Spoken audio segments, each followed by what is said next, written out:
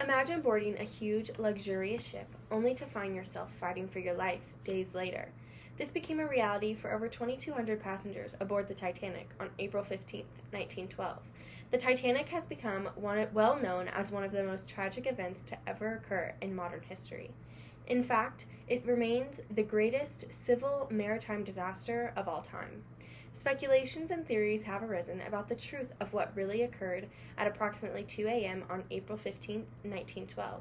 But today, we're here to tell you the real reason that caused this tragedy. The historical event of the Titanic sinking has had a significant impact on the history of our country and is truly fascinating to learn about. Our group has been interested in the accident for as long as we can remember, and we've read various books, articles, and seen the movie Titanic. Despite popular belief and theories, the tragic, unintentional accident that sunk the Titanic and cost the lives of thousands was caused solely by human error and design failure of the ship. To give a slight insight into our speech, first I will inform you on the history and background of the Titanic itself. Second, Caitlin will discuss the human error and overconfidence of the crew. Third, Jenna will inform you on how material design failure caused the accident. Fourth, Beatrice will debunk the theory that J.P. Morgan sabotaged the Titanic. And finally, Nick will debunk another common conspiracy that has to do with insurance fraud and the Titanic's sister ship, Olympic. During the time that it was built, the Titanic was considered a luxurious ship that carried only the wealthiest of people of the world. According to a National Post newspaper article published in 2012, the Titanic was labeled the unsinkable ship because of the many safety features that were included during the construction stages. The Titanic carried 20 lifeboats that each were tested to hold up to 70 people. Though this only accounts for 1,400 of the 2,240 passengers aboard the ship, this was more than required by maritime safety at the time. Despite not having enough lifeboats, the Titanic did contain 3,500 life vests and 48 buoyancy rings, which were more than enough floating devices for all of the passengers. The Titanic also contained 16 watertight compartments along the ship's hull.